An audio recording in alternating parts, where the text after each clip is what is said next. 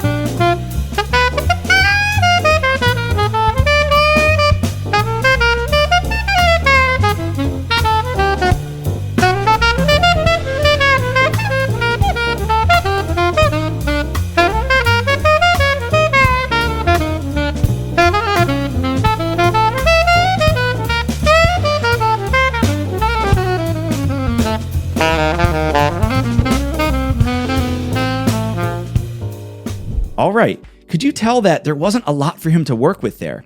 I was just playing as if the rhythm section couldn't respond because it couldn't.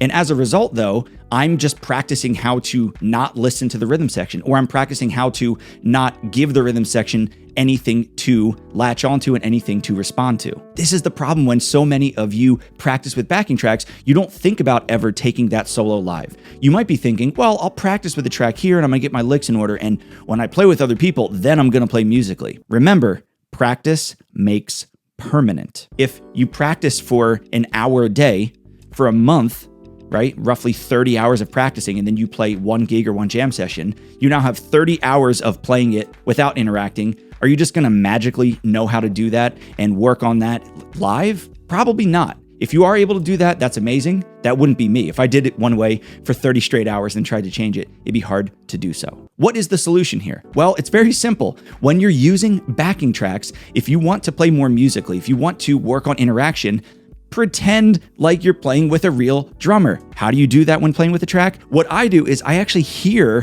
what I want the drummer to respond to in my head. The reason why I keep bringing up drummer, by the way, my favorite type of interaction is rhythmic interaction, using rhythmic motifs, using different articulations, leaving that space rhythmically. Sure, you can do some harmonic motifs and some harmonic ideas, play a sharp 11 and the piano player does that. That's kind of a different thing. I think rhythmic motifs and rhythmic interaction is the strongest. So that's why I love focusing on it. And for me, when I'm listening, that's the thing that makes it most organic and most musical, when they're rhythmically interacting with one another on the bandstand. So what I'm going to do now is I'm going to play over the exact same backing track, but this time I'm going to pretend like I'm playing with a live drummer. I'm going to maybe give some rhythms and leave some space, hear how the drummer might fill in or might not. I'm going to play some other motifs that I think work rhythmically, and let's see how it sounds.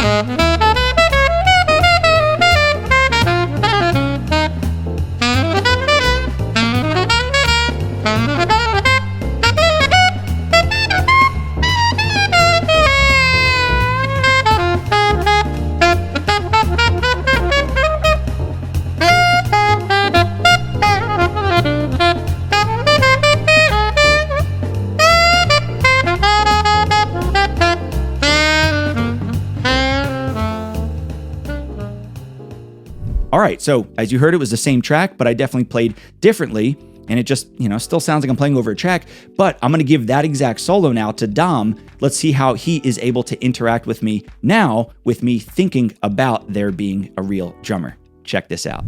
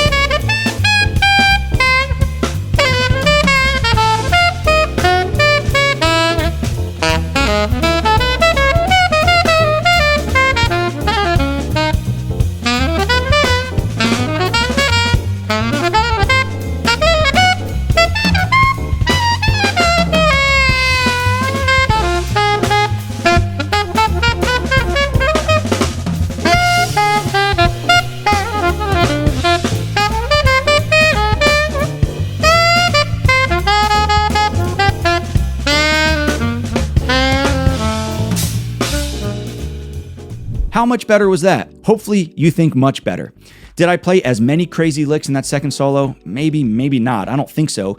But I was focused more on making music. I was thinking of melodies, motifs, thinking of different rhythmic ideas. And all the while I'm thinking like, hey, there's going to be other people playing with me that need the space to tell their own story, to interact in their own way. Remember, a solo is only a solo if you're the only one playing.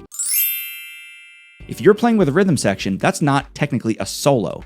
You're just the lead melodic voice, in this case as a saxophone player. You're the lead voice with the rhythm section, whether it's a live band or a backing track. So if you go into it thinking, I'm just gonna do my stuff no matter what's going on behind me, you're not really playing in the band. You're not playing with the band. You're just playing out in front of the band. Don't treat live bands like a backing track. And I don't even want you to treat backing tracks like a backing track. Treat backing tracks like they're a real band. Pretend like they're going to be interacting with you, and I guarantee when you actually get to play with other people, it's going to come so much more naturally to you because you've been working on it. Because remember, say it with me, practice makes permanent. You got it. All right, that's all I have for you in this video. This is a really simple thing that you can absolutely work on right now. Even if you don't have iReal Pro like I was using, you can go on YouTube and just type in whatever song backing track, B-flat blues backing track. All things you are backing track. I'm sure you'll find a ton of things, and you can work on this today. This is not something where you need skills and play in a million miles an hour in every 251. You can take whatever skills you have with improvisation right now and make it better practicing with a backing track by just focusing on leaving space for interaction, playing motifs, and really solid phrases for the rest of the band to interact with. Don't forget to go check out my new course called How to Learn Jazz Standards. Go to davepollack.com/standards and start learning all the songs that you want to learn today. Thanks so much for watching, and I'll see you in the next video.